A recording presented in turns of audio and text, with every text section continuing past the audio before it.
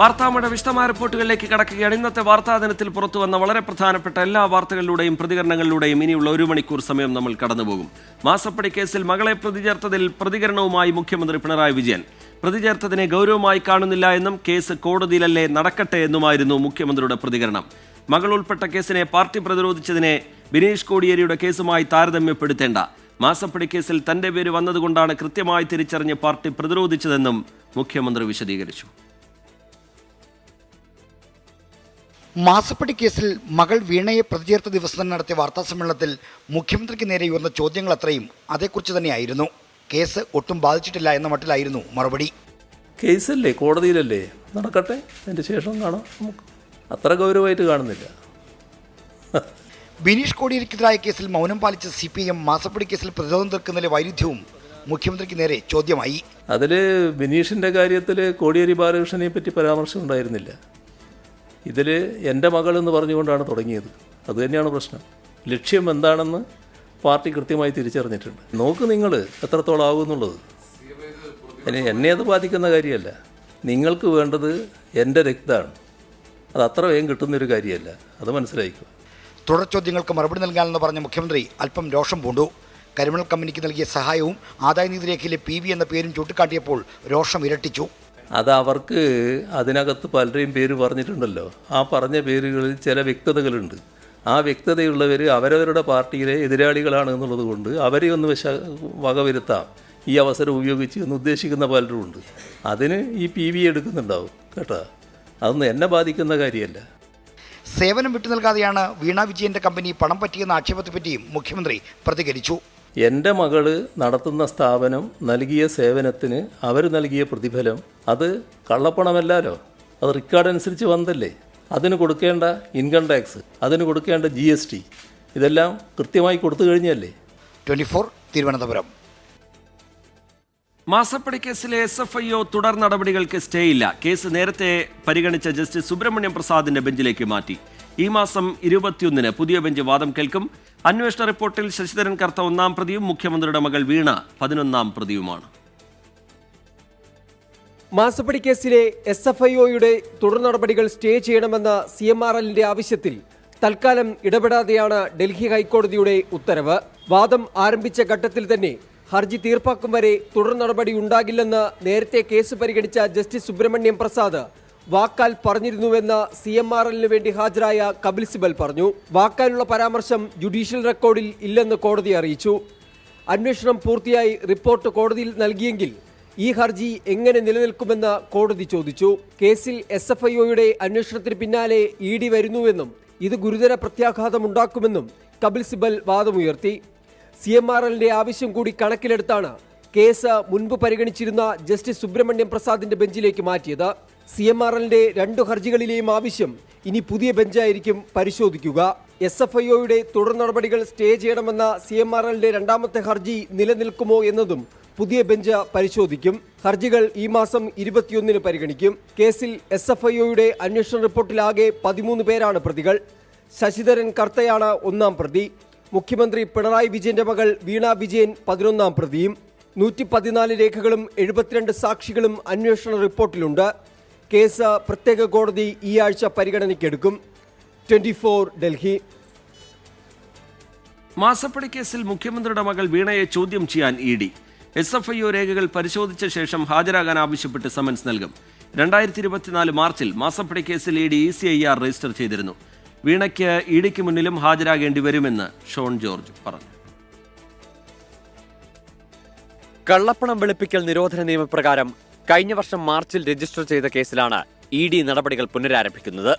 SFIO കുറ്റപത്രം സമർപ്പിച്ച പശ്ചാത്തലത്തിൽ അവരോട് രേഖകൾ ആവശ്യപ്പെട്ട് ED കത്ത് നൽകിയിരുന്നു. ഇത് പരിശോധിച്ച ശേഷം ചോദ്യം ചെയ്യുന്നതിനായി വീണയടക്കമുള്ളവർക്ക് നോട്ടീസ് അയക്കാൻ ED തീരുമാനിച്ചിട്ടുണ്ട്. കേസ് തേച്ചുമായ്ച്ചു കളയാനാകില്ലെന്നും ജനത്തിന് വാസ്തവം ബോധ്യപ്പെടുന്നെന്നും KPCC അധ്യക്ഷൻ K സുധാകരൻ പ്രതികരിച്ചു. ഇത് തേച്ചു മായ്ച്ചു കളയാൻ കഴിയാത്ത അവസ്ഥയിലേക്കാണ് ആ കേസ് പോകുന്നത്. കേരളം ഭരിക്കുന്ന മുഖ്യമന്ത്രി സ്വന്തം മകളുടെ സമ്പത്തിലേക്ക് അദ്ദേഹത്തിന്റെ വിഹിതം കൊടുക്കാൻ വേണ്ടി എല്ലാ സൗകര്യങ്ങളും ചെയ്തു കൊടുത്തത് യാഥാർത്ഥ്യമാണ് എന്ന് കേരളത്തിലെ ജനങ്ങൾ അറിയാൻ പോവുകയാണ്. ED-യെ വിശ്വാസമില്ലെന്നും സ്വർണ്ണക്കടത്ത് കേസിലടക്കം ഒത്തുകളിച്ചത് കണ്ടതാണെന്നും രമേശ് ചെന്നിത്തല. എനിക്കൊരു വിശ്വാസമില്ല. കാരണം സ്വർണ്ണക്കള്ളക്കടത്തുമായി ബന്ധപ്പെട്ട കേസുണ്ടായിട്ട് ED നടത്തിയ കള്ളക്കളി എല്ലാവർക്കും ബോധ്യമുള്ളതാണ്. അപ്പോൾ CPM-ഉം BJP-യും തമ്മിലുള്ള അന്തർധാരയാണ് ഇതിനകത്ത് ഏറ്റവും പ്രധാനപ്പെട്ട കാര്യം. അന്വേഷണ ഏജൻസികൾ ആവശ്യപ്പെടുന്ന മുറയ്ക്ക് തെളിവുകൾ കൈമാറുമെന്ന് BJP നേതാവ് ഷോൺ ജോർജ്. SFIയുടെ റിപ്പോർട്ട് കോടതി സ്വീകരിച്ച് അത് പുറത്തു വരുന്ന സാഹചര്യത്തിൽ അതിൻ്റെ കോപ്പി ആവശ്യപ്പെടുമ്പോൾ അതിന് പുറത്തു വരുന്ന സാഹചര്യത്തിൽ ഏതൊക്കെ ഏജൻസികൾ ഇതിനകത്ത് സഹകരിക്കേണ്ടതായിട്ടുണ്ട്, ഇതിൻ്റെ ഏറ്റവും അങ്ങേറ്റം വരെ നീതി കിട്ടുന്നിടം വരെ മുമ്പോട്ട് പോകും. മാസപ്പടി കേസിൽ CMRL KSIDC ഉദ്യോഗസ്ഥരെ നേരത്തെ ED വിളിച്ചു വരുത്തി ചോദ്യം ചെയ്തിരുന്നു. മാസപ്പടി കേസിൽ ED കൂടി എത്തുന്നതോടെ കോർപ്പറേറ്റ് ഫ്രോഡ് എന്നതിനപ്പുറം CMRL മാസപ്പടി ഡയറിയിലേക്ക് കൂടി അന്വേഷണം നീളാൻ സാധ്യതയുണ്ട്. 24 Thiruvananthapuram. 24 chief editor R. Sreekandan നായർക്ക് നൽകിയ ഉറപ്പ് പാലിച്ച് മുഖ്യമന്ത്രി. ലഹരി നിർമ്മാർജ്ജനത്തിന് വിപുലമായ കർമ്മപദ്ധതിക്ക് രൂപം നൽകുമെന്ന് മുഖ്യമന്ത്രി പിണറായി വിജയൻ പറഞ്ഞു. ലഹരി വിരുദ്ധ ക്യാമ്പയിൻ ശക്തിപ്പെടുത്തുന്നതിനായി ഈ മാസം സർവകക്ഷി യോഗം വിളിച്ചു ചേർക്കാനും തീരുമാനിച്ചു. അത് കോവിഡ് ഘട്ടം പോലെ നമുക്ക് ഈ ക്യാമ്പയിൻ നല്ല നിലക്ക് എടുക്കുക.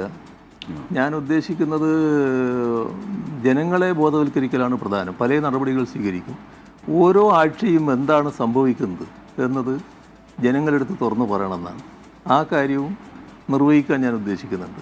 എത്ര കണ്ട് നമുക്ക് പുരോഗതി ഉണ്ടാക്കാൻ കഴിയും. ലഹരിക്കും അക്രമത്തിനുമെതിരെ 24 chief editor R. Sreekandan Nair നടത്തുന്ന യാത്രയുടെ തുടക്കത്തിലാണ് മുഖ്യമന്ത്രിയുടെ ഉറപ്പ്. പിന്നാലെ നടപടി. ഇന്ന് ചർച്ച ചെയ്ത നിർദ്ദേശങ്ങൾ വിദഗ്ധ സമിതി മുൻപാകെ വെച്ച് അവരുടെ അഭിപ്രായം കൂടി ചേർത്ത് വിപുലമായ കർമ്മ പദ്ധതിക്ക് രൂപം നൽകാനാണ് ഉദ്ദേശിക്കുന്നത്. അഭിപ്രായങ്ങൾ ക്രോഡീകരിച്ച് ആക്ഷൻ പ്ലാൻ രൂപീകരിക്കാൻ ചീഫ് സെക്രട്ടറിയെ ചുമതലപ്പെടുത്തി. ലഹരി വിരുദ്ധ ക്യാമ്പയിൻ ശക്തിപ്പെടുത്തുന്നതിന്റെ ഭാഗമായി ഏപ്രിൽ 16-ന് വിവിധ മതമേലധ്യക്ഷന്മാരുടെ യോഗവും 17-ന് സർവകക്ഷി യോഗവും വിളിച്ചു ചേർക്കാനും തീരുമാനമായി. ഓപ്പറേഷൻ ഡി ഹണ്ടിന് സഹായകരമായ ഇന്റലിജൻസ് ഇൻപുട്ട് നൽകുന്നതിനായി ഡ്രഗ് ഇന്റലിജൻസ് എന്ന സംവിധാനം സ്പെഷ്യൽ ബ്രാഞ്ചിന്റെ നേതൃത്വത്തിൽ ആവിഷ്കരിച്ചു. സ്ഥിരം മയക്കുമരുന്ന് വ്യാപാരം നടത്തി ക്രൈം കേസുകളിൽപ്പെട്ട ആൾക്കാരുടെ പ്രത്യേകം പട്ടിക തയ്യാറാക്കി 97 പേർക്കെതിരെ നടപടിയെടുത്തു. കൂടാതെ സംസ്ഥാന തലത്തിൽ Kerala anti narcotic special action force വേർതിരിച്ചെന്നും മുഖ്യമന്ത്രി പറഞ്ഞു. 24 തിരുവനന്തപുരം.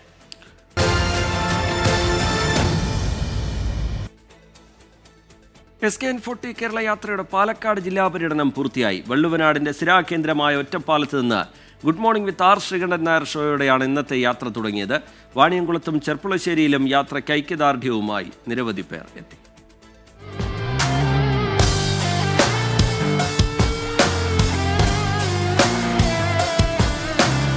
പാലക്കാട് ജില്ലയിലെ SKN40യുടെ പര്യടനം രണ്ടാം ദിവസമായി ഇന്ന് ഒറ്റപ്പാലത്ത് ബസ് സ്റ്റാൻഡിലാണ്.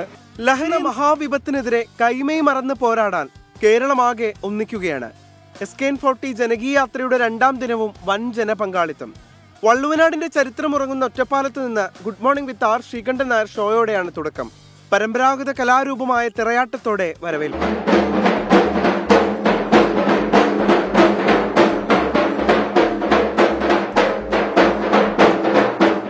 ഒറ്റപ്പാലം ബസ് സ്റ്റാൻഡിന് സമീപത്ത് ലഹരി എന്ന മഹാവിപത്തിനെ കുറിച്ച് ജനങ്ങൾ SKN-മായി സംവദിച്ചു. ഈ യാത്രയുടെ ഭാഗമായിട്ട് സർക്കാരിലേക്ക് കുട്ടികളുടെ ഈ പാഠ്യപദ്ധതിയിൽ 1ാം ക്ലാസ് മുതൽക്ക് ഈ വിഷയം ഉൾപ്പെടുത്തണം, എന്നാലാണ് നമുക്ക് കുട്ടികളെ ഇതിൽ നിന്ന് മോചിപ്പിക്കാൻ കഴിയുള്ളൂ. അങ്ങനെ നിർദ്ദേശം സർക്കാരിന് മുമ്പിൽ വെക്കണം എന്നുള്ള. തീർച്ചയായിട്ടും നമ്മൾ ഒരു റിപ്പോർട്ട് കൊടുക്കുന്നുണ്ട്. 24 ശ്രീകണ്ഠൻ നായരും നയിക്കുന്നോരോ ലഹരിക്കെതിരെയുള്ളൊരു പോരാട്ടത്തിൽ തുടർന്ന് കന്നുകാലി ചന്ത സ്ഥിതി ചെയ്യുന്ന വാണിയംകുളത്ത് വ്യാപാരി വ്യവസായി പ്രതിനിധികളും ഓട്ടോ ഡ്രൈവർമാരും നാട്ടുകാരുമടക്കം ലഹരിക്കെതിരെ അണിചേരാൻ വാണിയംകുളത്തെത്തി. തുടർന്ന് ചെർപ്പുളശ്ശേരി ഗവൺമെന്റ് ഹൈസ്കൂളിലെ തുറന്ന മൈതാനത്ത് ലഹരിക്കെതിരെ നാടിന്റെ പ്രഖ്യാപനം. സ്കൂൾ വരാന്തയിലൊക്കെ അപരിചിതരായ ആരെങ്കിലും മിഠായി നിന്നാൽ നമ്മൾ എന്ത് ചെയ്യും? പേടിക്കത്തില്ല.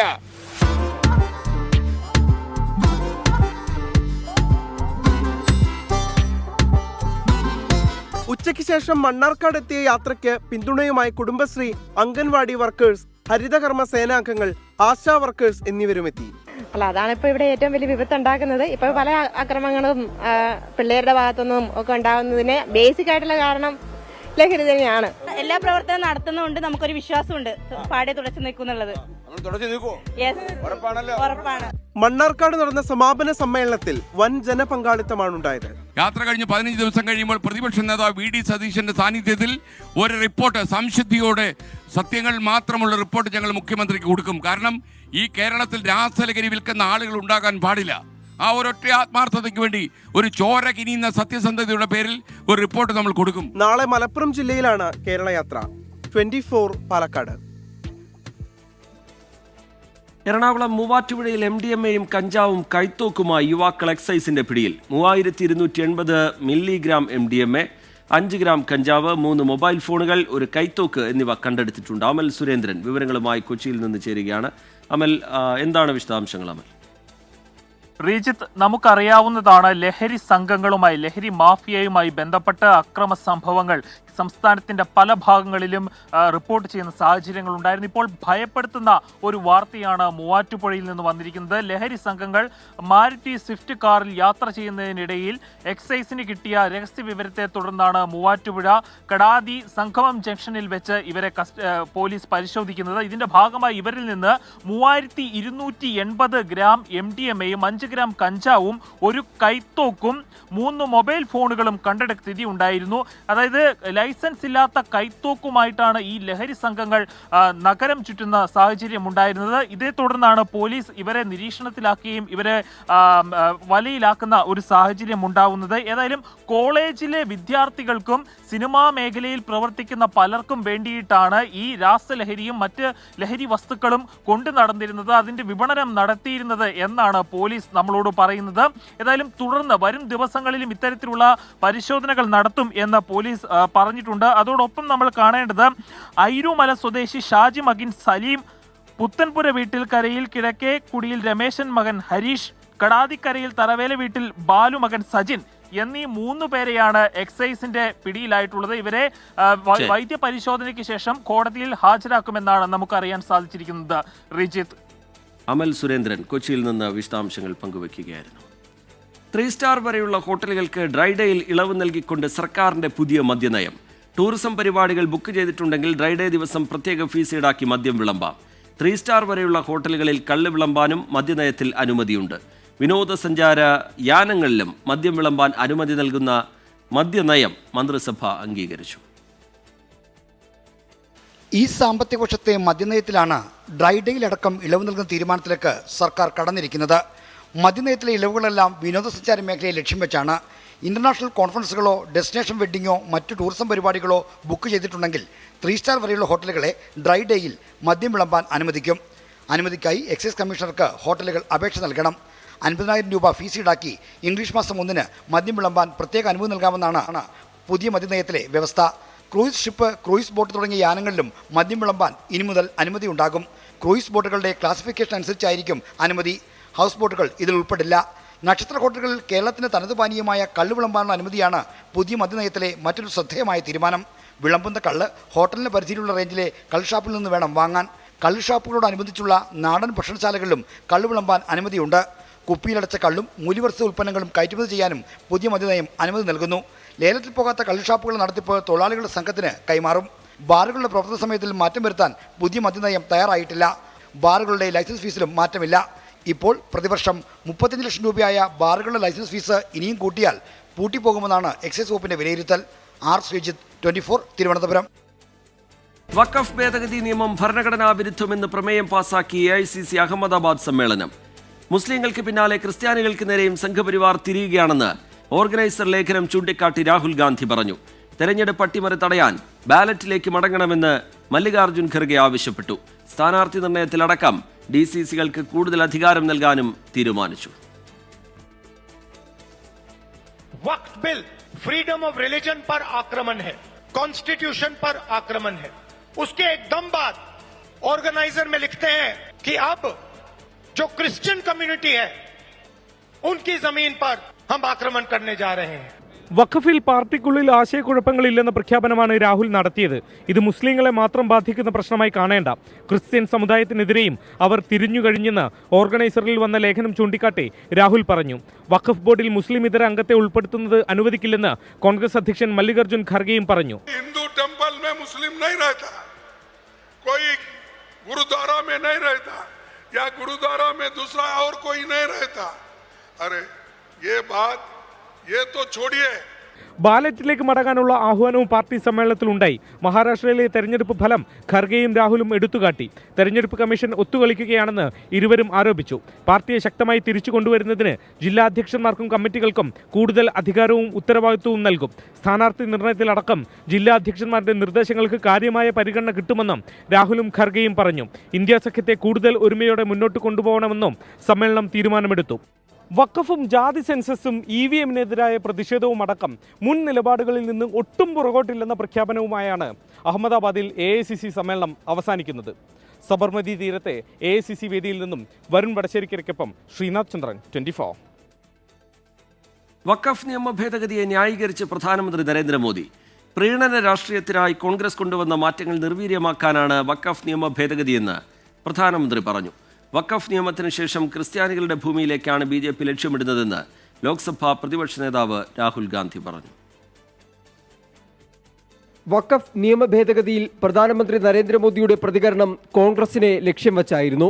2013 വഖഫ് നിയമത്തിൽ UPA സർക്കാർ വരുത്തിയ മാറ്റങ്ങൾ ഭൂമാഫിയയുടെ താൽപ്പര്യങ്ങളെ ഭരണഘടനയ്ക്ക് മുകളിൽ പ്രതിഷ്ഠിക്കുകയും ഇരകൾക്ക് നീതി ലഭിക്കാനുള്ള വഴികൾ അടയ്ക്കുകയും ചെയ്തുവെന്നായിരുന്നു നരേന്ദ്രമോദിയുടെ വിമർശനം. പുതിയ നിയമത്തിനെതിരെ പ്രതിപക്ഷം നിയമപോരാട്ടം നടത്തുന്നതിനിടയിൽ NDA പ്രതിരോധത്തിലാക്കി ഘടകകക്ഷിയായ NPP.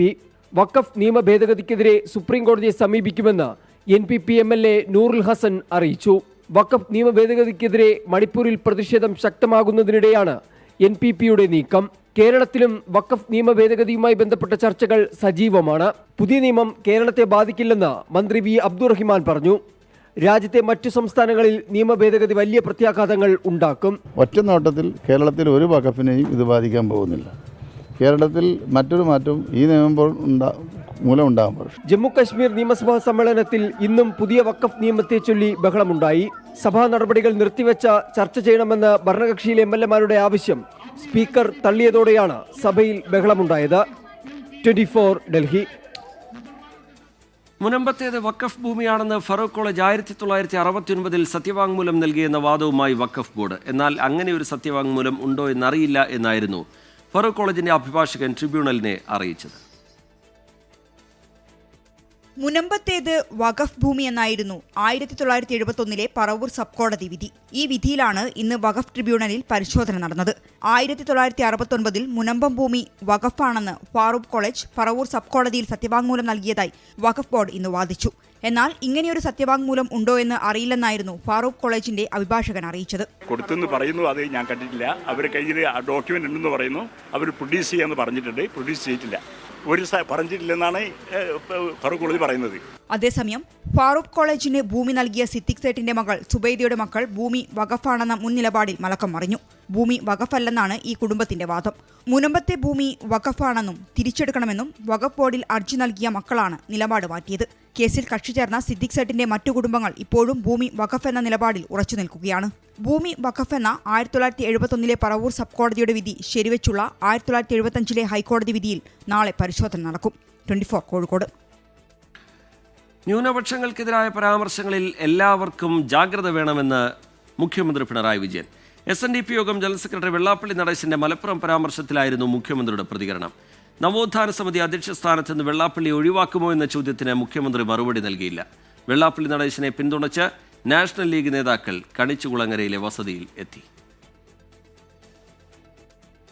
വെള്ളാപ്പള്ളി നടേശന്റെ മലപ്പുറം പരാമർശത്തോട് പൊതുവിൽ എല്ലാവരും ജാഗ്രത പുലർത്തണമെന്ന് മുഖ്യമന്ത്രി. പരാമർശത്തിൽ വെള്ളാപ്പള്ളി നടേശൻ തന്നെ കാര്യങ്ങൾ വിശദീകരിച്ചിട്ടുണ്ട്. ന്യൂനപക്ഷങ്ങൾക്കെതിരായ പ്രസ്താവനകൾക്ക് സംഘപരിവാറാണ് ശ്രമിച്ചു വരുന്നതെന്നും മുഖ്യമന്ത്രി. മുസ്ലിം വിഭാഗത്തെയും ന്യൂനപക്ഷ വിഭാഗത്തെയും ശക്തമായി ആക്ഷേപിക്കാനുള്ള നടപടികളുമായി നമ്മുടെ രാജ്യത്ത് സംഘപരിവാർ നീങ്ങിക്കൊണ്ടിരിക്കുകയാണ്. അതിനാവശ്യമായ എല്ലാ പ്രചരണങ്ങളും നടത്തിക്കൊണ്ടിരിക്കുകയാണ്. വെള്ളാപ്പള്ളി നടേശന്റെ പിന്തുണയുമായി ഇടത് ഘടകകക്ഷിയായ നാഷണൽ ലീഗ് സംസ്ഥാന അധ്യക്ഷൻ AP അബ്ദുൽ വഹാബും നേതാക്കളും എത്തി. മുസ്ലിം വിഭാഗത്തെ ആക്ഷേപിച്ചെന്ന പ്രചാരണം തെറ്റാണ്.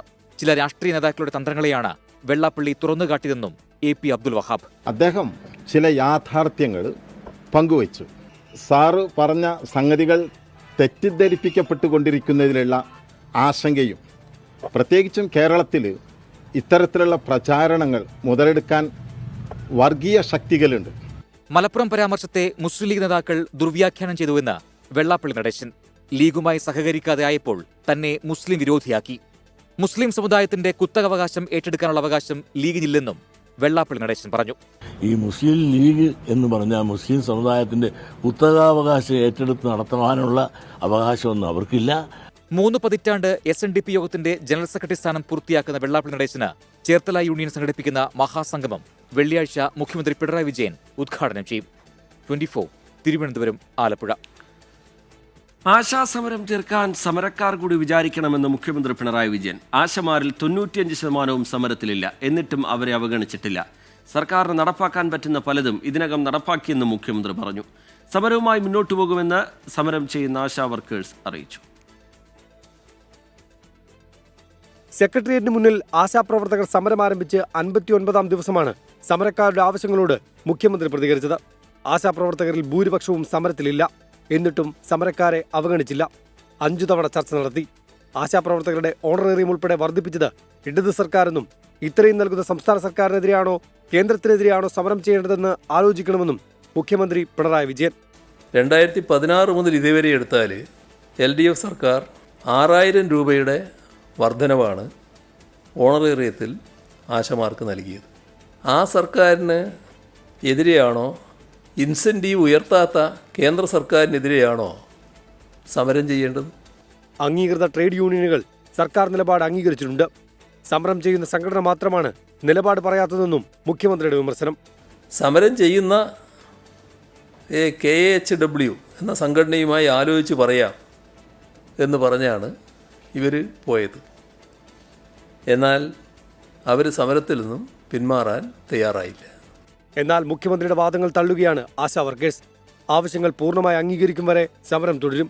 സർക്കാർ ആവശ്യപ്പെട്ടാൽ ഇനിയും ചർച്ചയ്ക്ക് തയ്യാറാണെന്നും സമരസമിതി. സമരം സെറ്റിൽ ചെയ്യുന്നതിന് വേണ്ടിയിട്ട് തൽക്കാലം ഒരു 3000 രൂപ പ്രഖ്യാപിക്കാൻ പറ്റുമെന്ന് ഞങ്ങൾ ചോദിച്ചാണല്ലോ. ഞങ്ങളാണ് പിടിവാശി പിടിച്ചിരിക്കുന്നത്. അദ്ദേഹത്തിന് മുന്നിൽ ഞങ്ങൾ വെച്ച പ്രപ്പോസലോ ഞങ്ങളുടെ ആവശ്യങ്ങളോ എത്തിപ്പെടുന്നില്ല എന്നുള്ളത് ഞങ്ങൾ ആശങ്കപ്പെടുന്നു. അതിനു വേണ്ടുന്ന നടപടികളാണ് അദ്ദേഹം എടുക്കേണ്ടുന്നത്. അവസാന പ്രതീക്ഷയായ മുഖ്യമന്ത്രിയിൽ നിന്നുകൂടി അനുകൂല നിലപാടുണ്ടാകാത്ത സാഹചര്യത്തിൽ സമരം കൂടുതൽ കടുപ്പിക്കാനാണ് ആശാ വർക്കേഴ്സിന്റെ തീരുമാനം. 24 തിരുവനന്തപുരം. മുതിർന്ന കമ്മ്യൂണിസ്റ്റ് നേതാവ് G. സുധാകരനുമായി കൂടിക്കാഴ്ച നടത്തി CPIM general secretary MA Baby. Party നേതൃത്വത്തിലേക്ക് എത്തിയിരിക്കുന്നത് പ്രാപ്തനും അർഹനുമായ ആളാണെന്ന് G. സുധാകരൻ പറഞ്ഞു. തീക്കനലിൽ ചവിട്ടിക്കയറിയാണ് G. സുധാകരൻ പ്രസ്ഥാനത്തിന്റെ അമരത്തേക്ക് എത്തിയതെന്ന് MA ബേബി പറഞ്ഞു. ആലപ്പുഴയിൽ പാർട്ടി ജില്ലാ കമ്മിറ്റി ഓഫീസിലും പുന്നപ്ര വയലാർ രക്തസാക്ഷി മണ്ഡപത്തിലും MA ബേബി സന്ദർശനം നടത്തി. ആലപ്പുഴയിലെത്തിയ MA ബേബി ആദ്യം എത്തിയത് G. സുധാകരന്റെ പുന്നപ്രയിലെ വസതിയിലേക്ക്. പൊന്നാട അണിയിച്ചാണ് G. സുധാകരൻ ബേബിയെ സ്വീകരിച്ചത്. പാർട്ടി ജില്ലാ സെക്രട്ടറി R. നാസറും ഒപ്പമുണ്ടായിരുന്നു.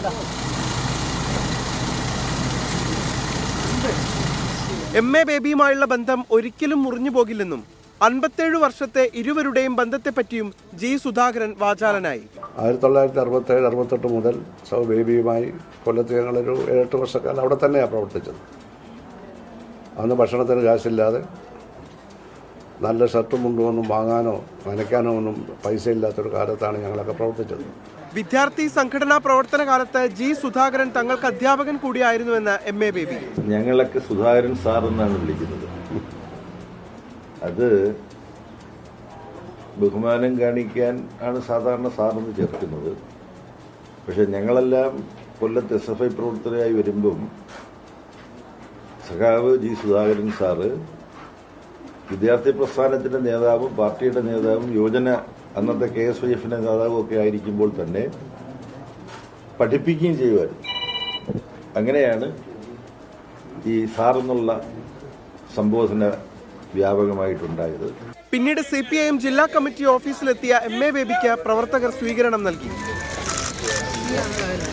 പുന്നപ്ര വയലാർ രക്തസാക്ഷി മണ്ഡപങ്ങളിൽ പുഷ്പാർച്ചന നടത്തിയാണ് MA ബേബി ജില്ലയിൽ നിന്നും മടങ്ങിയത്. 24 ആലപ്പുഴ. എലപ്പുള്ളിയിലെ വൻകിട മദ്യനിർമ്മാണശാല വിഷയത്തിൽ കുടിവെള്ളത്തിനും കൃഷി ആവശ്യത്തിനുള്ള ജലത്തിലും ഉറപ്പ് ലംഘിച്ചാൽ പ്രതിഷേധിക്കാനാണ് CPI തീരുമാനിച്ചിരിക്കുന്നത്. അടുത്ത റിപ്പോർട്ടിലേക്ക്. ഫാഷൻ ഗോൾഡ് നിക്ഷേപ തട്ടിപ്പ് കേസിൽ മുൻ MLAയും മുസ്ലിം ലീഗ് നേതാവുമായ MC കമറുദ്ദീനെയും മാനേജിംഗ് ഡയറക്ടർ TK പൂക്കോയ തങ്ങളെയും ED അറസ്റ്റ് ചെയ്തു. 2 ദിവസത്തേക്ക് കസ്റ്റഡിയിൽ വാങ്ങിയ ഇരുവരെയും അന്വേഷണ സംഘം ചോദ്യം ചെയ്യുകയാണ്. ഫാഷൻ ഗോൾഡിന്റെ കീഴിലുള്ള 4 ജ്വല്ലറികളുടെ പേരിൽ വൻ നിക്ഷേപം സ്വീകരിച്ച് തട്ടിപ്പ് നടത്തിയെന്ന പരാതിയിലാണ് MC കമറുദ്ദീനെയും TK പൂക്കോയ തങ്ങളെയും എൻഫോഴ്സ്മെന്റ് ഡയറക്ടറേറ്റ് അറസ്റ്റ് ചെയ്തത്. നിക്ഷേപിച്ച പണം തിരികെ ലഭിക്കാതായതോടെ നിക്ഷേപകർ പരാതി നൽകുകയായിരുന്നു. കണ്ണൂർ, കാസർഗോഡ് ജില്ലകളിലായി 168 കേസുകളാണ് രജിസ്റ്റർ ചെയ്തിരിക്കുന്നത്. തിങ്കളാഴ്ച അറസ്റ്റ് ചെയ്ത ഇരുവരെയും ചൊവ്വാഴ്ച കോടതിയിൽ ഹാജരാക്കുകയും 2 ദിവസത്തേക്ക് ED കസ്റ്റഡിയിൽ വാങ്ങുകയും ചെയ്തു. ഇരുവരെയും കോഴിക്കോട് ഓഫീസിലെത്തിച്ച് വിശദമായി ചോദ്യം ചെയ്തു വരികയാണ്. 20 കോടി രൂപയുടെ തട്ടിപ്പ് നടത്തിയെന്ന് ED കണ്ടെത്തി. ഇരുവരുടെയും ഉടമസ്ഥതയിലുള്ള 19.62 കോടി രൂപ മൂല്യമുള്ള വസ്തുവകകൾ ED കണ്ടുകെട്ടിയിട്ടുണ്ട്. കേസിൽ ഇരുവരെയും ക്രൈംബ്രാഞ്ച് നേരത്തെ അറസ്റ്റ് ചെയ്തിരുന്നു. 24 കോഴിക്കോട്. ലോകത്തിലെ ഏറ്റവും വലിയ കണ്ടെയ്നർ വാഹക കപ്പലുകളിലൊന്നായ MSC തുർക്കി വിഴിഞ്ഞം തുറമുഖത്ത് ബർത്ത് ചെയ്തു. 3000-ഓളം കണ്ടെയ്നറുകൾ ഇറങ്ങിയ ശേഷം നാളെ വൈകിട്ടോടെ ഭീമൻ കപ്പൽ ഘാനയിലേക്ക് യാത്ര തിരിക്കും. അതിനിടെ വിഴിഞ്ഞം തുറമുഖത്തിന്റെ വയബിലിറ്റി ഗ്യാപ് ഫണ്ടിനുള്ള കരാറുകളിൽ ഒപ്പിട്ടു.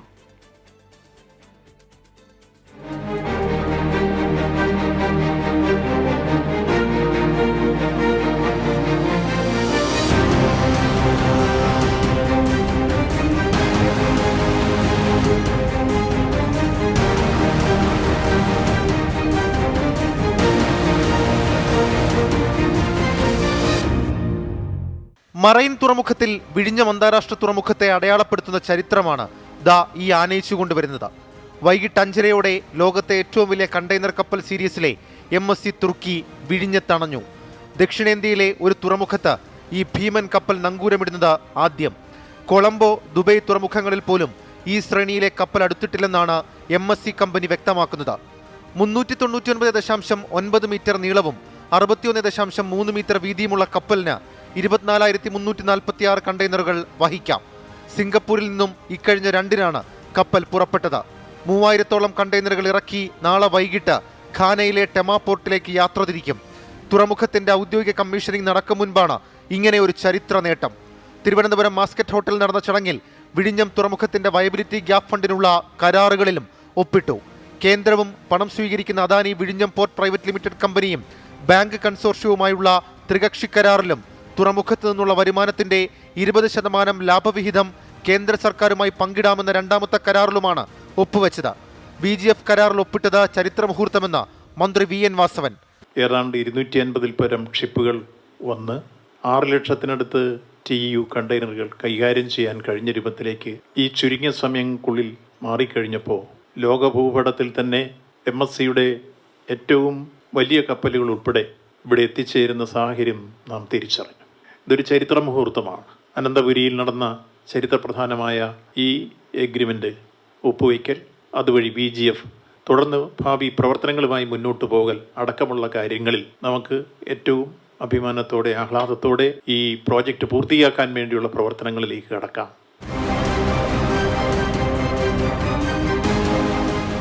ഒരു മാസത്തിനുള്ളിൽ 1 ലക്ഷത്തിലധികം കണ്ടെയ്നർ കൈകാര്യം ചെയ്ത റെക്കോർഡ് കഴിഞ്ഞ മാസമാണ് വിഴിഞ്ഞം നേടിയത്. അതിന് പിന്നാലെയാണ് MSC തുർക്കിയെ പോലെയുള്ള ഭീമൻ കപ്പലുകൾ വിഴിഞ്ഞത്തേക്ക് എത്തുന്നത്. സമുദ്ര ഭൂപടത്തിൽ വിഴിഞ്ഞം അന്താരാഷ്ട്ര തുറമുഖം കുതിക്കുകയാണ്. ക്യാമറാമാൻ സിറിലിനൊപ്പം ഷഫീദ് റൌത്തർ, 24 തിരുവനന്തപുരം. മറ്റു വാർത്തകൾ ചെറിയൊരു ഇടവേളയ്ക്ക് ശേഷം. This is 24. കേരള കോൺഗ്രസ് എമ്മിന്റെ വാതിലുകൾ തുറന്നിട്ടിരിക്കുകയാണെന്ന് Jose K Mani MP. KM മാണിയുടെ 6ാം ചരമവാർഷിക ദിനത്തിലാണ് കേരള കോൺഗ്രസ് എം ലയന സൂചനകൾ നൽകിയത്. ഐക്യത്തിന്റെ നിലപാടാണ് KM മാണി ഉയർത്തിപ്പിടിച്ചതെന്നും ചിലരാണ് ഭിന്നിപ്പുണ്ടാക്കിയതെന്നും മോൻസ് ജോസഫും പറഞ്ഞു. ഇനിയൊരു ലയനം ഇല്ലെന്ന് പറഞ്ഞിടത്തു നിന്നാണ് നിലപാട് മാറ്റം. കേരള രാഷ്ട്രീയത്തിലെ നിർണായക തെരഞ്ഞെടുപ്പുകൾ പടിവാതിക്കൽ എത്തി നിൽക്കുമ്പോൾ ലയന സാധ്യതകൾ കേരള കോൺഗ്രസുകൾ മുന്നോട്ട് വയ്ക്കുന്നു. കേരള കോൺഗ്രസിലേക്ക് ആർക്കും കടന്നു വരാമെന്നും അത് KM മാണിയുടെ നിലപാടെന്നുമായിരുന്നു ജോസ് കെ മാണിയുടെ പ്രതികരണം. വാതിലുകൾ തുറന്നിട്ടിരിക്കുകയാണെന്നും ജോസ് കെ മാണി. കേരള കോൺഗ്രസ് സംബന്ധിച്ചോളം ഞങ്ങളുടെ വാതിലുകൾ എപ്പോഴും തുറന്നു തന്നെയാണ് കിടക്കുന്നത്. അവിടെ ഞാൻ പറഞ്ഞു, അതിൻ്റെ അടിസ്ഥാനം, അതിൻ്റെ റൂട്ട് അത് മാണിസാർ തന്നെയാണ്. തീർച്ചയായും ആ കവടത്തിലേക്ക് ആർക്കും കടന്നു വരാം. മാണിസാർ അങ്ങനെയാണ് സ്വീകരിച്ചിട്ടുള്ളതും അതെപ്പോഴും തുറന്നു തന്നെയാണ്. ചില എതിർപ്പുകളുണ്ടെങ്കിലും ലയന സാധ്യതകൾ പൂർണ്ണമായും ജോസഫ് വിഭാഗവും തള്ളുന്നില്ല. KM മാണിയുടെ നിലപാട് ഐക്യത്തിൻ്റെതാണെന്ന് മോൻസ് ജോസഫ് പറയുന്നു. എന്നാൽ ഭിന്നിപ്പുണ്ടാക്കിയവരെ തള്ളിപ്പറയുന്നു. KM മാണി സാറ് യോജിപ്പിച്ച് നിർത്തിയ പാർട്ടിയെ പിന്നീട് ചില ആളുകൾ പിളർത്തിക്കൊണ്ടു പോയതിൽ മാത്രമേ ഞങ്ങൾക്ക് സങ്കടവും. കാരണം അദ്ദേഹം ഉയർത്തിപ്പിടിച്ച നിലപാട് കേരള കോൺഗ്രസ് ഐക്യത്തിൻ്റെ നിലപാടാണ്. ഭിന്നതയുടെ നിലപാട് ഉയർത്തിക്കൊണ്ട് ഈ 6 വർഷം കടന്നുപോയതിൽ പാർട്ടിക്ക് വേദനയും. വഖഫ് അടക്കമുള്ള വിഷയങ്ങളിൽ വിവിധ ചേരിയിലാണെങ്കിലും കേരള കോൺഗ്രസുകൾ എടുക്കുന്ന നിലപാടുകൾ ഒന്നാണ്. സഭാ നേതൃത്വത്തിന് ഇതിൽ നിർണായക സ്വാധീനം ഉണ്ടായിരുന്നു. അതുകൊണ്ട് തന്നെ ലയന സാധ്യതകൾ വിദൂരമല്ലെന്നാണ് സൂചന. 24 കോട്ടയം. PM ശ്രീ പദ്ധതി അംഗീകരിക്കുന്നതിൽ മന്ത്രിസഭ തീരുമാനമെടുക്കാതെ മാറ്റിവെച്ചു. നയപരമായ തീരുമാനമെടുക്കുന്നതിന് മുമ്പ് വിശദമായ ചർച്ച വേണമെന്ന് മന്ത്രിമാർ ആവശ്യപ്പെട്ടതിനെ തുടർന്നാണ് അജണ്ട മാറ്റിവെച്ചത്.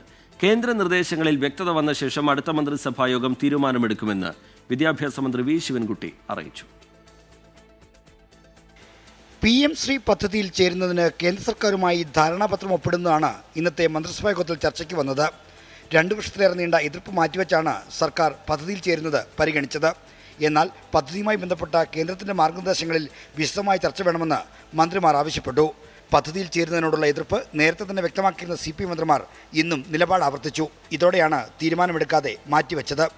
PM ശ്രീ പദ്ധതിയുമായി ബന്ധപ്പെട്ട് കേന്ദ്ര ഗവൺമെൻറ് എഗ്രിമെൻ്റ് വയ്ക്കാൻ പറയുന്ന കാര്യത്തിൽ കുറച്ചുകൂടെ വ്യക്തത വരുത്തേണ്ട കാര്യമുണ്ട്. ഒന്നുകൂടി ഒരു പരിശോധനയും പഠനവും നടത്തുന്നതിന് വേണ്ടി അടുത്ത ക്യാബിനറ്റ് യോഗത്തിലേക്ക് മാറ്റിവെച്ചു. ഓരോ ബ്ലോക്ക് റിസോഴ്സ് കേന്ദ്രങ്ങളിലും 2 സ്കൂളുകളെ വീതം തിരഞ്ഞെടുത്ത് അടിസ്ഥാന സൗകര്യമടക്കം വികസിപ്പിക്കുന്നതാണ് PM ശ്രീ പദ്ധതി. കേരളത്തിൽ 336 സ്കൂളുകൾ തിരഞ്ഞെടുക്കാനാകും. പദ്ധതിയിൽ ചേരാൻ തയ്യാറാകാത്ത മൂലം കേന്ദ്രം പണം അനുവദിക്കാൻ കൂട്ടാക്കുന്നില്ല എന്നാണ് സംസ്ഥാന സർക്കാരിന്റെ പരാതി. 1377 കോടി രൂപ നഷ്ടമുണ്ടെന്നാണ് കണക്ക്. യഥാർത്ഥത്തിൽ ഇത് ഇടതുപക്ഷ ജനാധിപത്യ മുന്നണിക്ക് നഷ്ടപ്പെടുന്നതെന്ന് കാണാൻ വേണ്ടി പറ്റില്ല. നമ്മുടെ കേരളത്തിലെ പാവപ്പെട്ട കുട്ടികൾക്ക് നഷ്ടപ്പെടുന്ന കാശാണ്. നിർദ്ദേശങ്ങളിൽ വ്യക്തത വന്ന ശേഷം അടുത്ത മന്ത്രിസഭാ യോഗം PM ശ്രീ പദ്ധതിയുടെ കാര്യത്തിൽ തീരുമാനമെടുക്കും. 24 തിരുവനന്തപുരം. ദക്ഷിണേന്ത്യയിലെ പ്രമുഖ ഗൃഹോപകരണ ഇലക്ട്രോണിക്സ് ഡിജിറ്റൽ വിതരണ ശൃംഖലയായ ഗോപു നന്ദിലത്ത് G-മാർട്ടിന്റെ 57ാമത് ഹൈടെക് ഷോറൂം മലപ്പുറം പരപ്പനങ്ങാടിയിൽ പ്രവർത്തനം ആരംഭിച്ചു. പാണക്കാട് സാദിഖ് അലി ശിഹാബ് തങ്ങൾ ഉദ്ഘാടനം ചെയ്തു. ഉദ്ഘാടനത്തോടനുബന്ധിച്ച് ഉപഭോക്താക്കൾക്കായി 70% വരെ ഡിസ്കൗണ്ട് പ്രഖ്യാപിച്ചിട്ടുണ്ട്.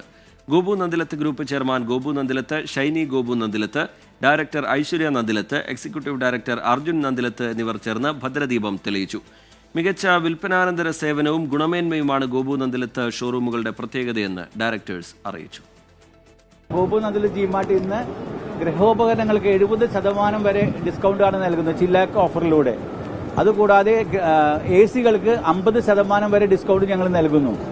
മാത്രമല്ല ഗോപു നന്ദിലത്ത് G-മാർട്ട് ഇന്ന് ഇലക്ട്രോണിക് വിപണിയിൽ തന്നെ ഒരു വിപ്ലവം സൃഷ്ടിച്ചുകൊണ്ടിരിക്കുകയാണ്. 42 വർഷമായി വിൽപ്പനയിലും വിൽപ്പനാനന്തര സേവനത്തിലും മികച്ചു നിൽക്കുന്ന ഗോപു നന്ദിലത്ത് G-മാർട്ട് ഇന്ന് കേരളത്തിലെ എല്ലാ ജില്ലകളിലും വ്യാപിക്കാനും മാത്രമല്ല എവരി 30 കിലോമീറ്റർ യാത്ര ചെയ്യുമ്പോൾ ഒരു ഗോപു നന്ദിലത്ത് G-മാർട്ട് കാണുന്ന ഉദ്ദേശത്തോടു കൂടി 10 സ്ഥാപനങ്ങളാണ് ഈ വർഷം തന്നെ ഗോപു നന്ദിലത്ത് G-മാർട്ട് തുടങ്ങാൻ ഉദ്ദേശിച്ചിരിക്കുന്നത്.